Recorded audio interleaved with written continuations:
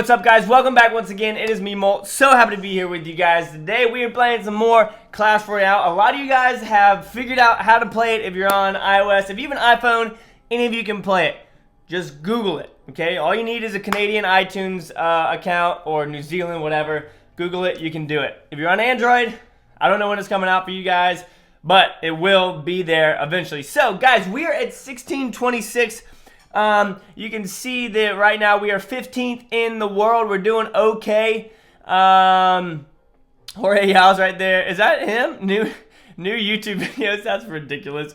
Alright, so he's there. Other people are playing the game. We're at 1626. I've got some awesome replays to show you guys of me beating high-level people, level 8. I'm level 7. As you can see, I'm 588 out of level 7. So there is a lot that goes into getting up to level 8. And honestly, they could be at like 3,000 out of level 8 as well. So their cards are higher. They're quote-unquote better players when it comes to their ranking. So we're going to go ahead, jump into some of these replays. You guys are going to love them. Alright, guys. So first off, we are facing Reversal. I've played this guy a whole bunch.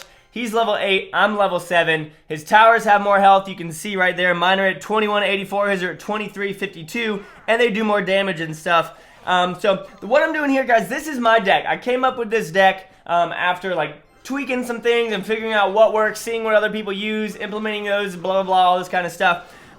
So the way that I start off playing is I start off playing fairly defensively because as you guys know, or maybe you don't, when there's 1 minute left, you get double elixir. So elixir starts producing twice as fast. So a lot of times you just have to hold on, you gotta wait, and you have to figure out what the other person have. We're gonna get a clutch freeze spell up here in the top right, and we are going to get very, very close to taking down this tower before that dragon becomes unfrozen. Then he's gonna have to drop off his minions as well, which was a waste because we should be able to take them out. So he's coming in pretty hard right now. None of our towers have been touched yet. They still haven't been touched. Now the dragon's gonna come in and start shooting on it, but I'm always fine with a baby dragon shooting on my tower. I don't know why. It shoots fairly slow. It only does about 100 damage. Obviously, depending on the level. We're going to go ahead and fireball right here. Try and take out that freaking wizard. And boom, take him out before he even touches that tower. So that was a great fireball right there. And we're going to be able to take out this tower on the right side as well. So we're still playing fairly defensively, guys. Trying to save up our elixir.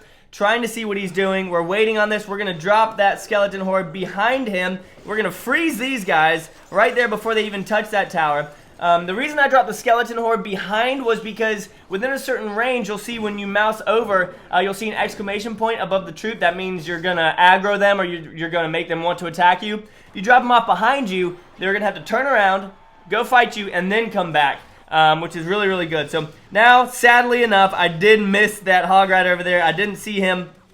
That's why I said, wow. I was like, oh, great, he has a freaking hog rider. We're going to go ahead, fireball right here, take him out because I don't want that tower to go down too far.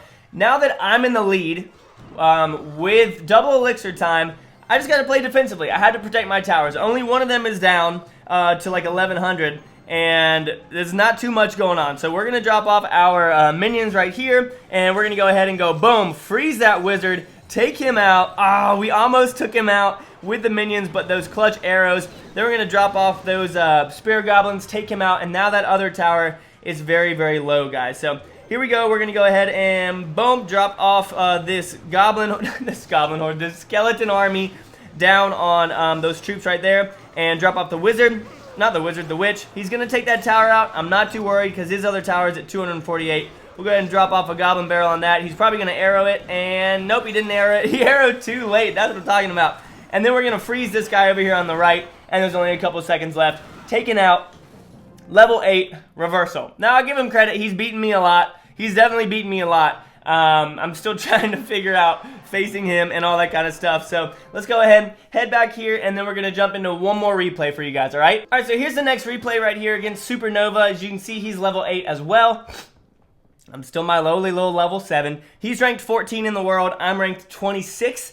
So we're going up against him, and we're getting ready. So he's got this. We're going to drop off our witch. She's going to spawn a couple of skeletons, distract the prince, and we're going to take out the prince. Guys, the prince is so easy. You always have to be prepared for someone to have a prince. That's why you have low elixir cards. So Skeleton Army is not a low elixir card, but it will take out a prince very easily. Low elixir cards are like you can see on the bottom right. The spear goblins down over here, and things like that. Those are lower elixir cards that you drop off to distract troops. You can also use them otherwise. Once you know what the other person has and they've played it, then you can realize that you have to wait on things, so on and so forth. So we're still kind of hanging out back here. I'm letting these archers do their thing on the left. I'm okay with them taking off a couple of hits. It's not worth me spending any elixir on it. So now we're going to drop that off, and I am going to forget that he had that. We're going to drop off the witch to get those skeletons out there. And the prince is going to get off a couple hits on the tower, I think. No, he's not. Nice. And then we're going to freeze that baby dragon up at the top. And the balloon, with 1 second left, is going to drop off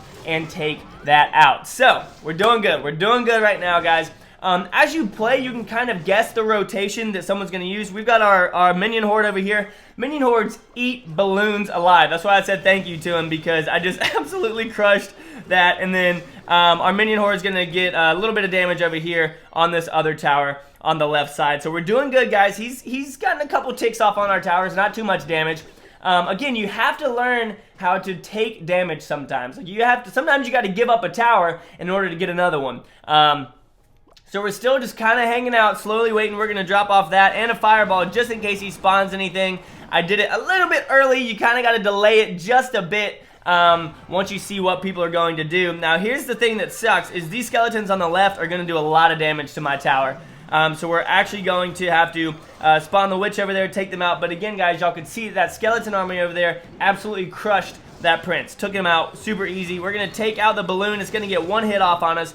Not too much. He's going to drop off that. I'm going to go ahead and freeze that and let our minion horde go up and absolutely wreck that left tower. So that did a really good job. We're going to fireball that. Send our witch in with a couple of skellies, and they're not going to get over there. But hey, that's all right. We can see that what's coming up next is our minion horde. Once again, we're going to drop that off right here in front of the balloon. It kind of distracts it and messes it up. And then we've got the minion horde heading over to that tower. He's not going to have anything. We're going to drop off that. And we've only got 10 seconds left. He doesn't have a single tower down yet. That's what I'm talking about. I sacrificed that tower in the bottom left, knowing that there was only a couple seconds left, and knowing that I was in the lead with getting 2 towers. So you got to suck it up. You got to pay attention to the time, and you just got to take it as it is. Hope you guys are enjoying this. If you are, make sure you leave a like, guys. I'm super stoked for this game. As you guys can tell, I feel like I don't know, I'm just really, really happy about it. I'm really, really happy about this game. I've been playing so much, so much,